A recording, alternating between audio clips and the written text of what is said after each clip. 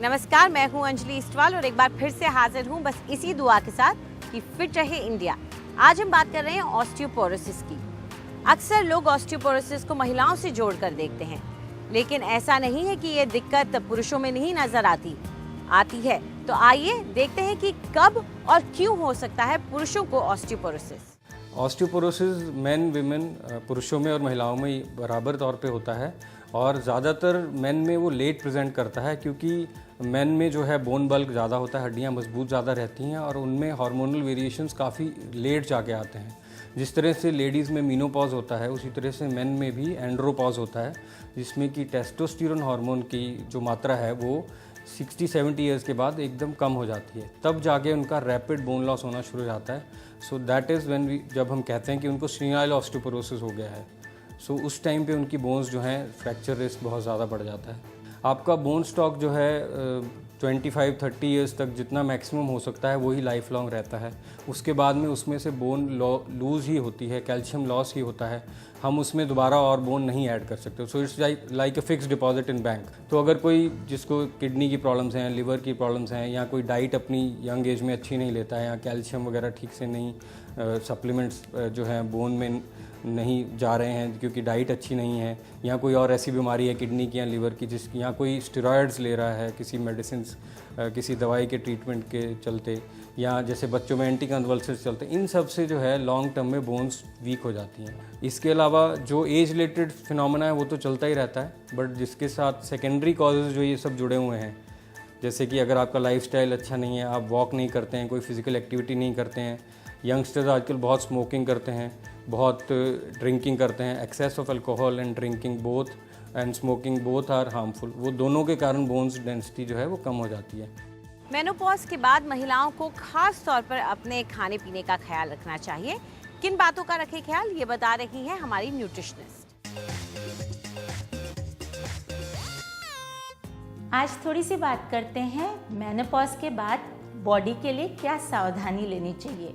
अक्सर ये देखा जाता है कि मेनोपॉज होने के बाद औरतों में वेट गेन बहुत हो जाता है, स्पेशली एब्डोमिनल एरिया में वेट एक्यूमुलेट होना शुरू हो जाता है, बोन स्ट्रक्चर वीक हो जाता है आपको बड़े हॉट फ्लैशेस आते हैं, इरिटेशन होता है। इन सब चीज़ों को आप अपनी डाइट से काफ़ी हद तक सिम्टम्स इम्प्रूव कर सकते हो।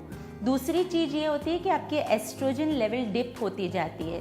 तो नेचुरल एस्ट्रोजन जिस खाने में पाया जाता है, जैसे कि यैम हो गया, सोया हो गया, सोया का आटा हो गया, ये पर डे अपनी डाइट में ज़रूर डालना चाहिए।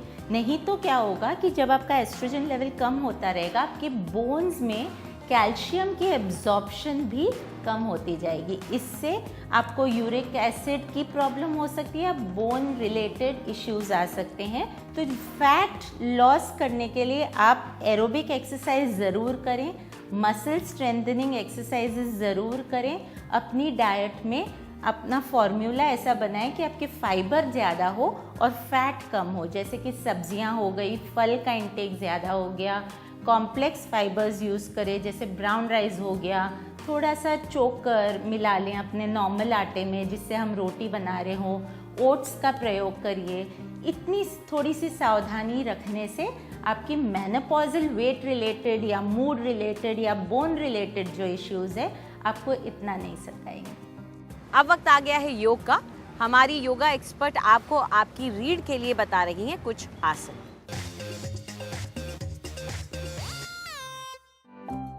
नमस्कार, आज हम सीटेड पॉस्चर्स चेयर पे बैठ के करेंगे। और ये पॉस्चर्स स्पेशली अगर आप ऑफिस में आपके लॉन्ग आवर्स हैं या आप ज़मीन पर बैठकर पॉस्चर्स नहीं कर सकते हैं और आपकी बैक में इश्यूज़ हैं जिसकी वजह से आप बहुत कम मूवमेंट्स कर सकते हैं।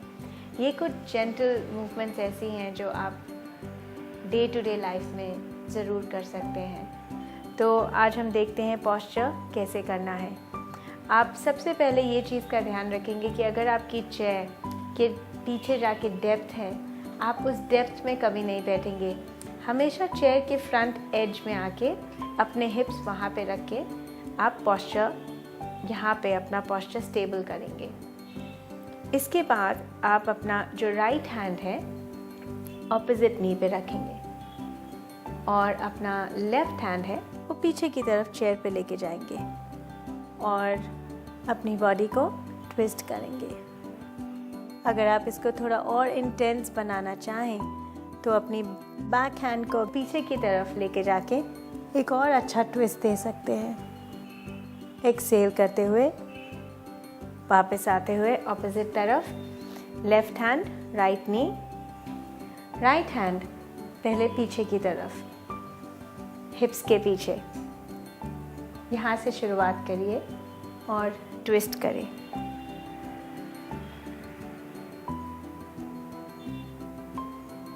थोड़ा सा और लेवल इंटेंस करना है तो अपना राइट हैंड पीछे रैप करें और अपनी बॉडी को और ट्विस्ट दीजिए। एक्सहेल करते हुए वापस। 3 to 6 breaths each side। आज के लिए इतना ही। Thank you. अगर आपके बाल उतने घने नहीं रह गए जितने पहले हुआ करते थे तो हमारी ब्यूटी एक्सपर्ट आपको बता रही हैं कुछ घरेलू नुस्खे।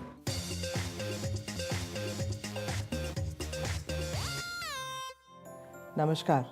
आज हम बात करेंगे बालों के गिरने के बारे में, यानी कि झड़ते हुए बाल एंड थिनिंग बालों के बारे में। इसके लिए मैं आपको बहुत ही आसान सा एक नुस्खा बताऊंगी जो आप घर पे मिक्सी में या दौरी डंडे में अपने आप बहुत आसानी से बना सकते हैं। इसके लिए चाहिए आपको हिबिस्कस के पत्ते, यानी कि जावा कुसुम के फूल, पारिजात या हिबिस्कस के फ्लावर्स और इवन चाइना रोज़ जो इसके कॉमन नेम्स हैं। इनको आप अच्छी तरह धो लीजिए और एक दौरी डंडे या मिक्सी में आप डाल के इनको कूटना शुरू कर दें।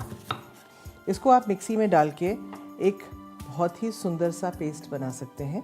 इसमें मैंने कम से कम 5 फूल और 10 से 12 पत्ते मिक्स करके थोड़ा सा पानी डाला था। ये आप देख रहे हैं बहुत ही सुंदर हरा रंग है। हिबिस्कस की खूबी ये है कि ये बालों की ग्रोथ को प्रमोट करती है, झड़ते हुए बालों को कम करती है और एक हेयर फूड का पोषण जिसको हम कहते हैं वो बहुत ही पावरफुल स्कैल्प को देती है। इस पेस्ट को लेके आप बॉटम ऑफ द स्कैल्प से शुरू करके पूरे बालों में जैसे मेहंदी का लेप लगाते हैं वैसे आप बालों में लगाएं। कम से कम 30 या 40 मिनट ये पैक छोड़ के आप इसको किसी भी सॉफ्ट हर्बल शैम्पू से धो डालें। अगर आप उन लोगों में से हैं जो केमिकल शैम्पूज़ बिल्कुल नहीं इस्तेमाल करना चाहते तो आप आंवला, रीठा और शिकाकाई को मिक्स करके उसका शैम्पू बनाइए और आप देखें कि हफ्ते में 2 बार भी अगर आप ये पेस्ट अपनाएंगे तो धीरे धीरे आपके बाल जो हैं वो घने होते जाएंगे और खूबसूरत और चमक आती जाएगी।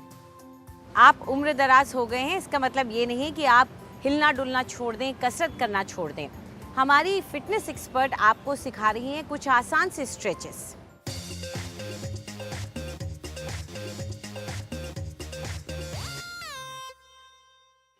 Good morning. आज के हमारे 2 स्ट्रेचेस सीनियर सिटीजन्स के लिए हैं। सुबह उठ के अगर आपकी बॉडी में हल्की सी स्टिफनेस हो या आप फ्रेश नहीं फील करते तो इन दोनों स्ट्रेचेस के साथ आप फ्रेशनेस वापस ला सकते हैं। अपने पैरों को हिप डिस्टेंस अपार्ट रखिए और नीज को सॉफ्ट रखिए। दोनों हाथों को खोलिए और लंबी सांस लीजिए और अपनी बैक को राउंड करते हुए एक्सहेल कीजिए। अगेन इनहेल, चेस्ट को एक्सपैंड कीजिए और बैक को राउंड करते हुए एक्सहेल कीजिए। इसको 8 से 10 बारी दोहराइए।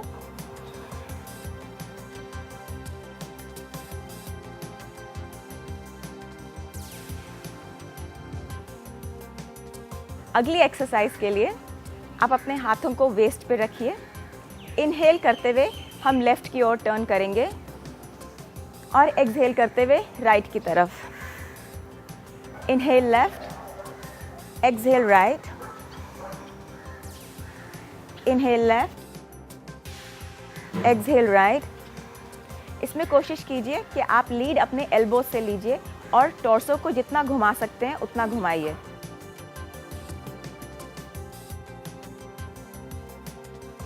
इन दोनों एक्सरसाइजेस से आप दिन की शुरुआत कर सकते हैं। फिट रहे इंडिया में फिलहाल इतना ही। आपको हमारा कार्यक्रम कैसा लगा हमें ज़रूर बताएं। आप अपनी राय हमें ईमेल कर सकते हैं fit@ndtv.com पर। आप चाहें तो ट्विटर के जरिए भी हमारे साथ जुड़ सकते हैं। इस्तेमाल कीजिए #फिट रहे इंडिया। फिलहाल पूरी टीम को इजाज़त दीजिए। नमस्कार।